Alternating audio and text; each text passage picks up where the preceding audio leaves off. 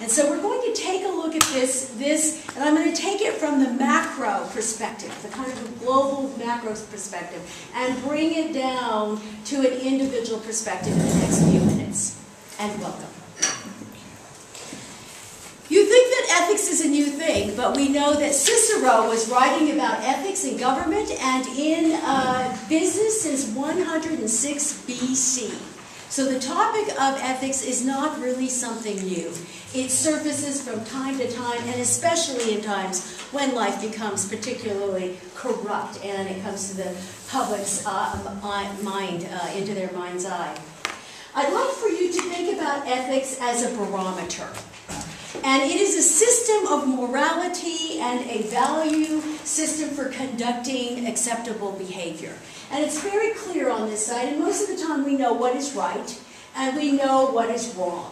And each society determines by their own laws and guidelines or policies or procedures about what is right and what is wrong. But you see, where we get into trouble is this area right in here, which is what I call the gray area. And one of the things that I'd like to ask you to take with you in your mind's eye is motivation. Ask this question consistently. What is the motivation?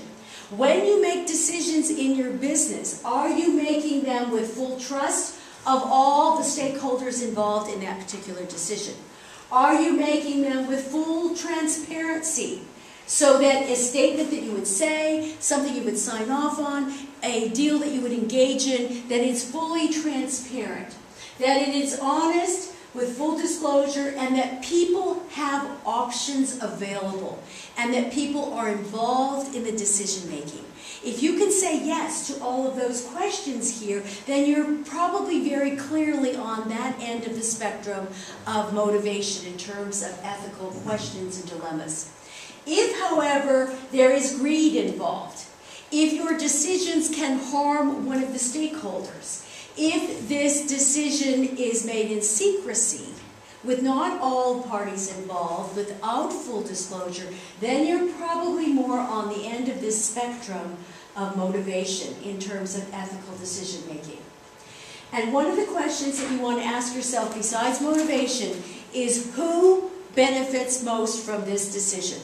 Who is going to benefit? Is it in the best interest of all of the stakeholders, or is it benefiting one party in particular? Now, when I make an important point, I may periodically shout out, "Get it?" I'd love for you to respond by saying, "Got it." I'll say good, and we'll move on. Get it? Got it. Okay, good. All right.